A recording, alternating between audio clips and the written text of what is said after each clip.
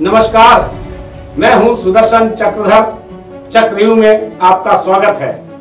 महाराष्ट्र में विधानसभा चुनाव प्रचार के बीच मराठा आरक्षण के प्रमुख आंदोलनकारी मनोज जरांगे पाटिल ने अचानक ही चुनाव से पीछे हटने की घोषणा करके सबको हैरान कर दिया। उन्होंने अपने लोगों से नामांकन वापस लेने को भी कह दिया। आखिर मनोज जरांगे पाटिल ने अचानक क्यों लिया यू टर्न?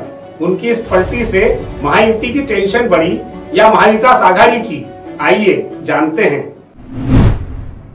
दरअसल मनोज जरांगे ने जब अपने प्रत्याशी खड़े करने की घोषणा की तो ऐसा लगा था कि कांग्रेस, शिवसेना, यूबीटी और शरद पवार की एनसीपी को नुकसान होगा। तब बीजेपी और महायुति बड़ी खुश हो गई थी, लेकिन अब कांग्रेस और महाविकास आघाड़ी खुशी मना रही है। तो क्या ऐसा संभव है कि जरांगे पाटिल का मैदान से हटना दोनों ही गठबंधनों के लिए फायदेमंद हो? महाराष्ट्र में मराठा समुदाय की जनसंख्या लगभग 32% है। मनोज जरांगे पाटिल के नेतृत्व में चलने वाले मराठा आरक्षण आंदोलन के चलते ऐसा लग रहा था कि महाविकास आघाड़ी को बहुत फायदा होने वाला है। जैसा कि गत लोकसभा चुनाव में हुआ था, तब आघाड़ी ने मराठवाड़ा की 8 में से 7 सीटें जीती थी और भाजपा के कई नेता भी चुनाव हार गए थे। अब उन्होंने मराठा समुदाय से अपील की है कि वे केवल उन उम्मीदवारों को हराने के उद्देश्य से मतदान करें जो आरक्षण का विरोध करते हैं। उन्होंने यहां तक कह दिया कि मराठा आरक्षण की मांग का समर्थन करने वाले भाजपा नेताओं को भी वोट देने के लिए लोग स्वतंत्र है।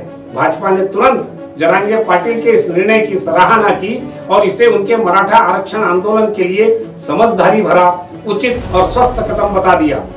अगर जरांगे पाटिल ने विधानसभा चुनाव में अपने उम्मीदवार खड़े किए होते तो मराठा, मुस्लिम और दलित वोट बढ़ जाते। इससे महाविकास आघाड़ी को सबसे ज्यादा नुकसान होता। लेकिन अब जरांगे पाटिल चुनाव से हट गए हैं, इसलिए संभावना है कि मुस्लिम और दलित वोट महाविकास आघाड़ी को मिलेंगे। इसका असर महायुति पर पड़ सकता है। शायद एनसीपी सुप्रीमो शरद पवार ने जरांगे की इसी चाल को पहले ही भांप लिया था, तभी तो कई सीटों पर उन्होंने केवल मराठा उम्मीदवारों को ही अपना उम्मीदवार बनाया है। बता दें कि मनोज जरांगे पाटिल ने मराठा समुदाय को आरक्षण दिलाने के लिए बड़ी लड़ाई लड़ी।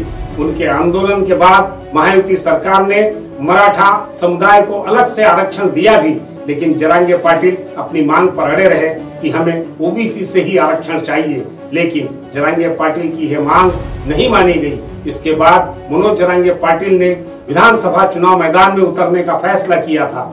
माना जाता है कि लोकसभा चुनाव में जरांगे फैक्टर के कारण ही कई दिग्गजों को हार का सामना करना पड़ा था।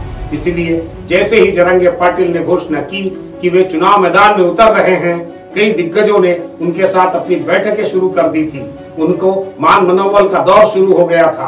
विधानसभा चुनाव में उतरने के ऐलान के बाद जरांगे के दरबार में हाजिरी लगाने वालों में 5 बार के विधायक हसन मुशर्रफ, अहमदनगर लोकसभा क्षेत्र से हारे बीजेपी उम्मीदवार सुजय विखे पाटिल, उद्योग मंत्री उदय सामंत, मुख्यमंत्री के ओएसडी मंगेश चिवटे, राधाकृष्ण विखे पाटिल, भीड़ के सांसद बजरंग सोनवने, धनंजय मुंडे जैसे कई बड़े नेताओं ने मनोज जरांगे पाटिल से मुलाकात की थी। इनमें से कई नेता चाहते थे कि मनोज जरांगे पाटिल उन्हें चुनाव के लिए नामांकित करें, लेकिन उन्होंने ऐसा नहीं किया। हालांकि अब स्थिति बदल गई है और जरांगे पाटिल चुनाव से पीछे हट गए हैं। लेकिन क्या कारण है कि उन्होंने किसी भी दल के लिए प्रचार नहीं करने की बात भी कह डाली है? दरअसल जरांगे पाटिल को यह आभास हो गया कि इस चुनाव के बाद हो सकता है कि महाराष्ट्र में त्रिशंकु विधानसभा बन जाए और अगर वे दोनों में से किसी एक पक्ष का साथ देंगे तो उनको बाद में कौन साथ देगा। इसलिए उन्होंने बीच का रास्ता अपनाया और यही उनके चुनाव से पीछे हट जाने या यू टर्न ले लेने का सबसे बड़ा राज है। आज के चक्रव्यूह में बस इतना ही। अगली बार फिर करेंगे किसी नए मुद्दे के साथ मुलाकात। नमस्कार।